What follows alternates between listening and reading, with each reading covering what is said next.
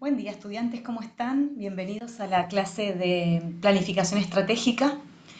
Esta clase va a buscar o tendrá como objetivo poder darles un contexto sobre el proceso de planificación estratégica que propone el autor que hemos incorporado para esta unidad, que es Carlos Clery, con su libro Estrategia Bonsai.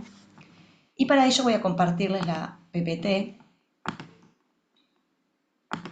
Partimos del concepto de estrategia, entendiendo que es el arte de planificar acciones para conducir una firma hacia un objetivo determinado en el tiempo, buscando o teniendo en cuenta cuáles son sus cualidades intrínsecas y el contexto que lo rodea. Si nos detenemos a desglosar este concepto, vamos a ver que a lo largo de toda esta unidad estaremos trabajando con palabras como arte, considerando que justamente la planificación estratégica, si bien es metodológica, tiene mucho de creatividad. La idea de planificación implica partir de un estado actual para alcanzar un estado deseado, un estado actual que se diagnostica, como quien se diagnostica cuando se hace un estudio de sangre, y marcarse objetivos en una línea de tiempo plantea alcanzar cierto estado deseado. Para poder alcanzar ese estado deseado, nosotros tenemos que ver con qué contamos, y ahí es donde aparecen las cualidades intrínsecas, y además tenemos que considerar qué está pasando en el contexto, qué está pasando alrededor nuestro. Teniendo en cuenta esas condiciones, es que se diseña desde una manera, como les contaba, metodológica y usando diferentes herramientas de planificación, ciertas acciones, se definen ciertas acciones que tendrán un plazo de cumplimiento a lo largo del tiempo y que por supuesto deben ser medibles para saber si hemos o no alcanzado tanto el objetivo final como los objetivos parciales. Me voy a adelantar un poquito rápido a este cuadro que nos cuenta que dentro de lo que es el proceso completo de la planificación estratégica podemos encontrar tres grandes fases. La fase de reflexión, la fase de toma de decisiones y la fase de acción. La fase de reflexión es algo que nosotros hemos venido trabajando prácticamente a lo largo de todo este cuatrimestre, porque todo el tiempo hemos estado investigando y reflexionando y poniendo en valor información que nosotros podemos recibir en principio y en estas primeras unidades de nuestros clientes, pero esto se va a aplicar también a nosotros mismos. Ya esta unidad nos pone un poco de cara a lo que tiene que ver con la identidad del profesional, con la identidad de marca propia. Entonces ya empezamos a mirar un poquito también, no solamente a quién nos estamos dirigiendo, cliente, público, objetivo, target, sino también quiénes somos nosotros, que finalmente vamos a definir las acciones que vamos a realizar para alcanzar a ese público con el objetivo de propiciar ventas. Entonces, la fase uno de reflexión tiene como dos puntos de apoyo, como venía diciéndoles. Por un lado, un análisis introspectivo, o sea, chequear mis cualidades intrínsecas, con qué recursos yo cuento, cuáles son además mis espacios de mejora, donde todavía la situación no es de un recurso adquirido, sino que es un recurso en construcción, o qué cosas me faltan. Todo eso es parte del análisis introspectivo. No solamente lo que tengo, sino lo que me falta y lo que está en proceso de construcción. Y también un estudio de contexto, un análisis sectorial, que significaría ver qué está pasando en el mercado, qué está pasando con la competencia, qué está pasando a nivel de tendencias de consumo, qué es lo que la gente está eligiendo, qué aspectos políticos, históricos, económicos, culturales están propiciando que el mercado se esté moviendo de determinada manera.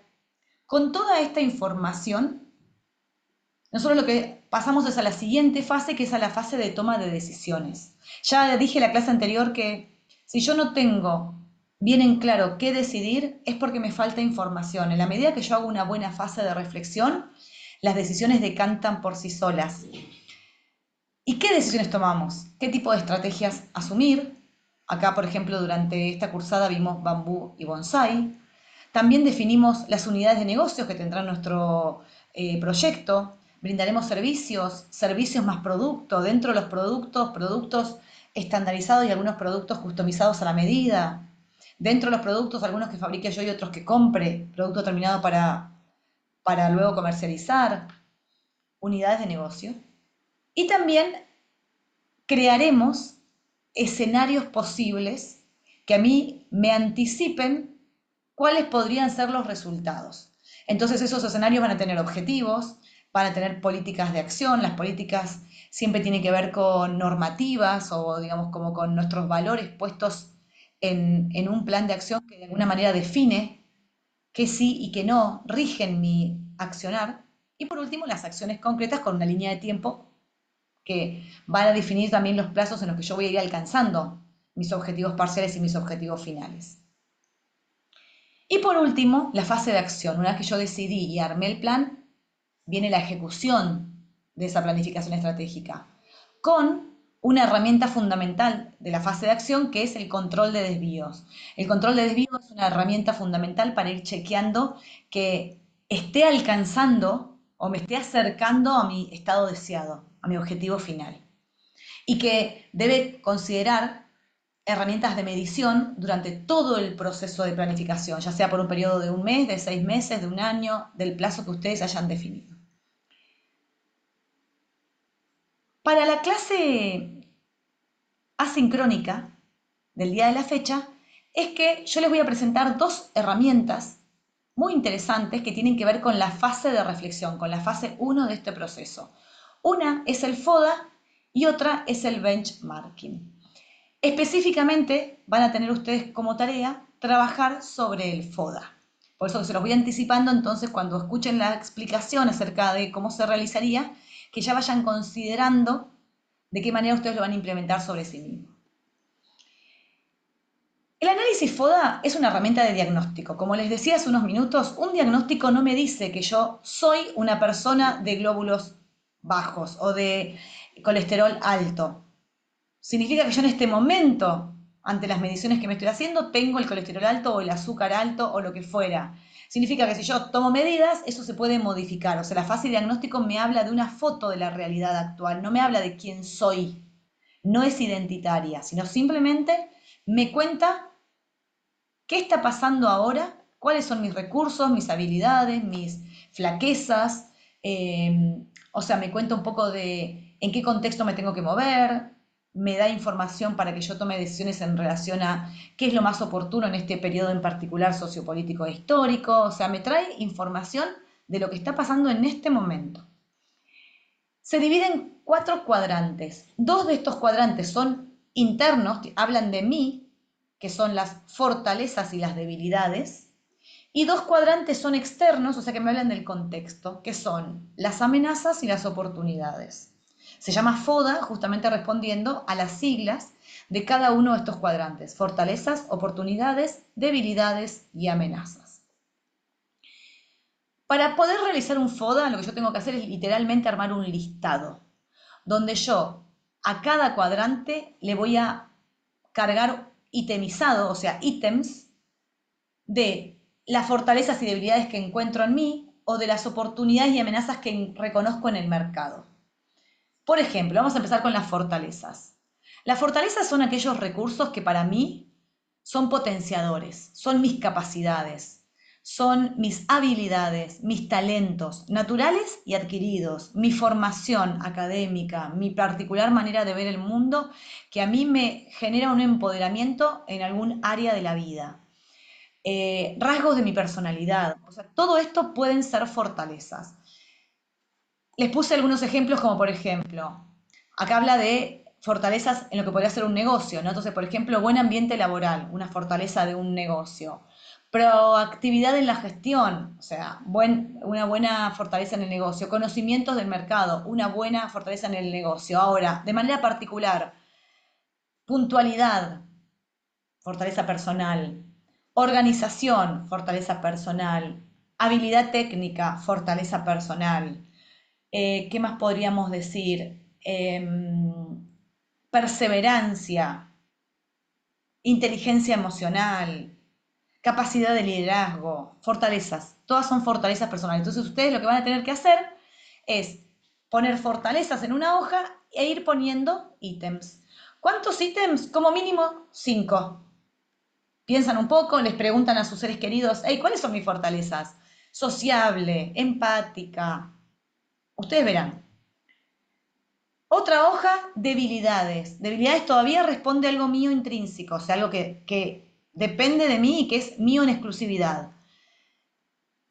Las debilidades son espacios de mejora. Yo reconozco las debilidades simplemente para que no se transforme en un obstáculo en mi negocio. No es para machacarme, no es para perder confianza. No, todo lo contrario, es para que yo identifique en qué lugares yo tengo que fortalecerme, en qué lugares tengo que apuntalar, tanto mi perfil profesional como mi negocio. Son factores que provocan una posición desfavorable frente a la competencia. Por ejemplo, en cuanto a una empresa, que los ejemplos que trae el PDF, salarios bajos, porque es una debilidad, porque podría ser que mis empleados o mis colaboradores vayan a otra empresa si les dan una mejor propuesta económica. Podríamos también hablar de de una debilidad como por ejemplo la desorganización, la falta de una estructura formal y bien construida, sólida, la impuntualidad, la procrastinación, la falta de habilidad técnica, la falta de habilidad comercial, la incapacidad de negociación o la falta de capacidades de negociación, o sea, debilidades. Son lugares donde yo digo, ok, me reconozco que la negociación no es lo mío. No es que no significa que yo no voy a poder negociar, o que no voy a negociar porque, porque no tengo la habilidad. No, significa que yo la puedo entrenar, puedo desarrollar la habilidad de la negociación, puedo hacer talleres de oratoria, cursos de comunicación efectiva, o sea, hoy son todas herramientas que claramente se desarrollan y se incorporan. Hasta acá fortalezas y debilidades que me hablan de mí. Ahora, vamos a pensar cuáles son las amenazas y las oportunidades. Son aquellos factores que pueden ser positivos o favorables para mí como emprendedora, para mi negocio, o que pueden atentar o beneficiar de alguna manera, o sea, tienen como una posición, puede ser una posición positiva o negativa frente a lo que yo estoy queriendo alcanzar o mis objetivos, tanto personales, profesionales como comerciales de mi proyecto. Entonces, oportunidades, por ejemplo, y estos serán los aspectos positivos que yo reconozco en el mercado. Una regulación a favor del emprendedorismo. El Estado pone y dice que por determinado periodo los emprendedores de servicios no van a pagar impuestos. Ok, esa es una posición favorable. A mí me beneficiaría arrancar ahora entonces, por ejemplo.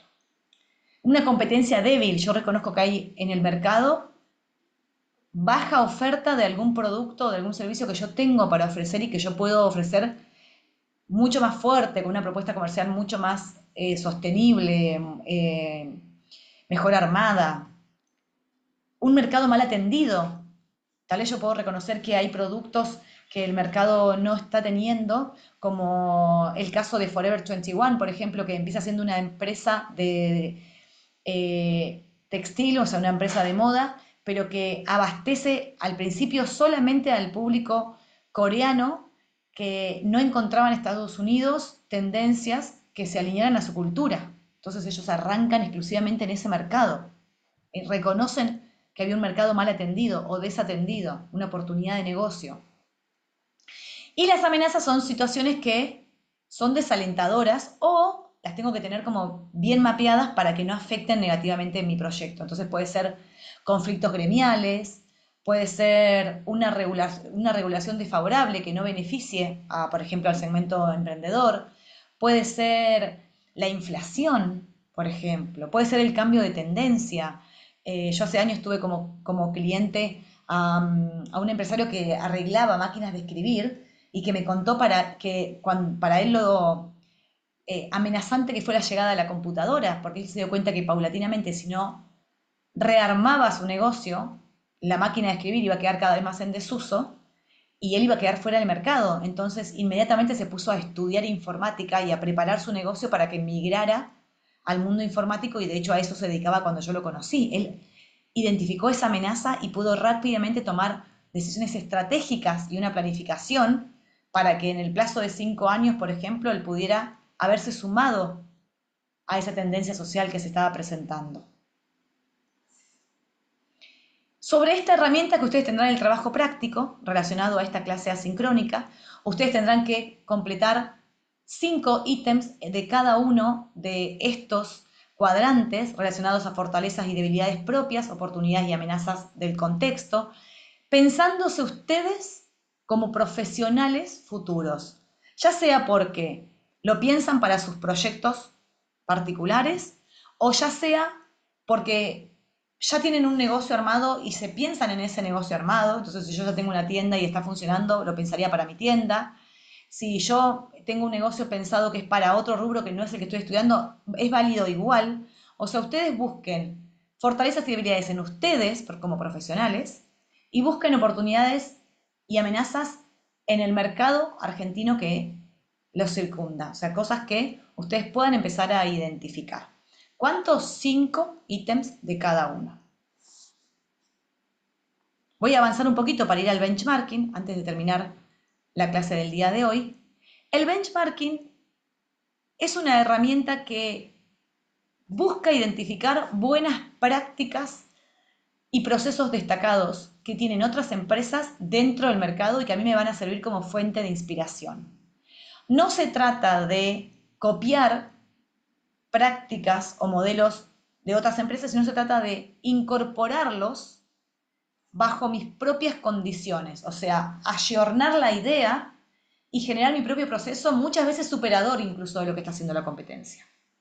El benchmarking tiene como objetivo minimizar recursos, y si hay cosas que ya están testeadas y que ya están funcionando, ¿para qué comenzaría a testearlas de cero para encontrar mis propios recursos y ya están puestos y ya puedo identificar estilos de packaging que funcionan perfecto, formas de comercialización, estilos de fotos, estilos de comunicación en redes sociales,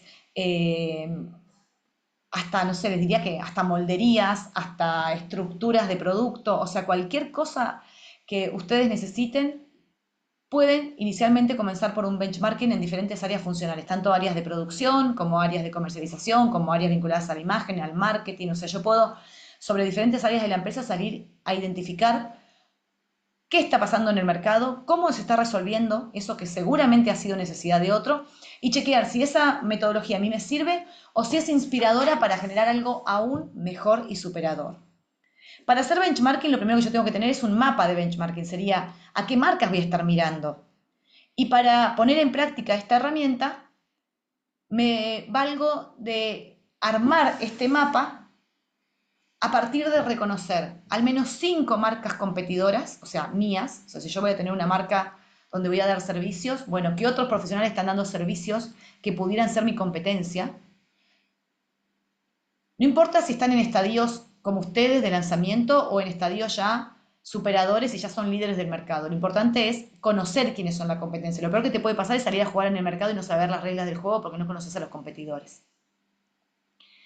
5 marcas complementarias sería el otro listado.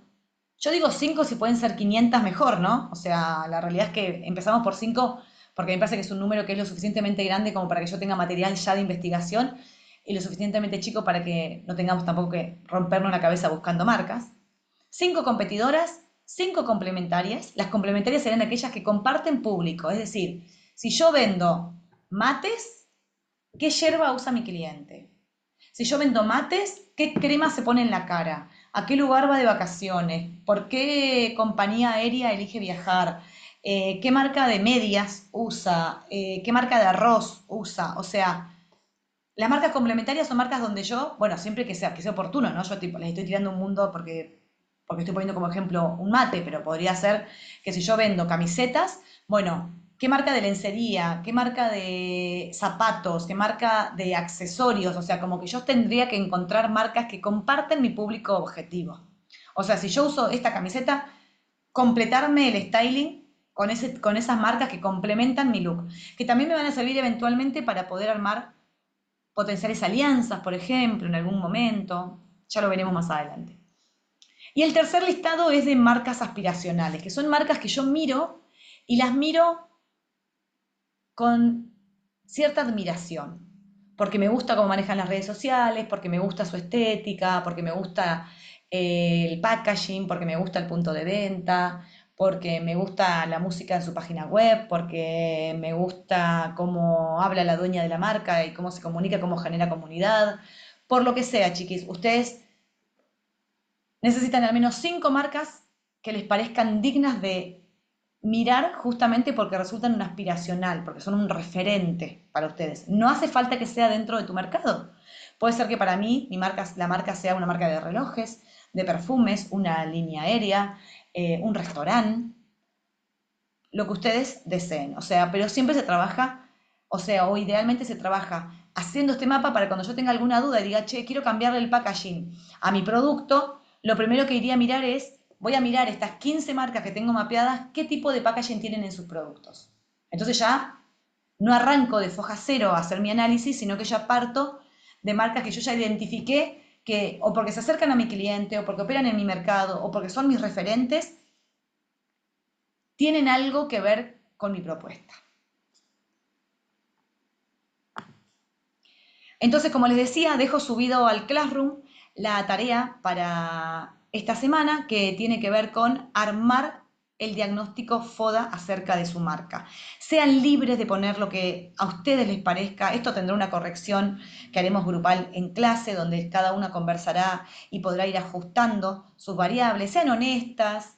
Este trabajo práctico va a servirnos de fuente de información para la próxima unidad que vamos a hablar de identidad de marca. Anímense, anímense a jugar, no sientan ni vergüenza ni resquemor por todo lo que pueden compartirse a ustedes mismas, porque la verdad que esto es un trabajo en privado, pero que les va a resultar muy valioso conectar con esta información y empezar a verse. Ya lo trabajaremos después y veremos cómo esto se desglosa, se desmenuza y se pone en marcha para los siguientes pasos de lo que tiene que ver con el armado del proyecto. Sin más, les dejo un abrazo y nos vemos la próxima clase.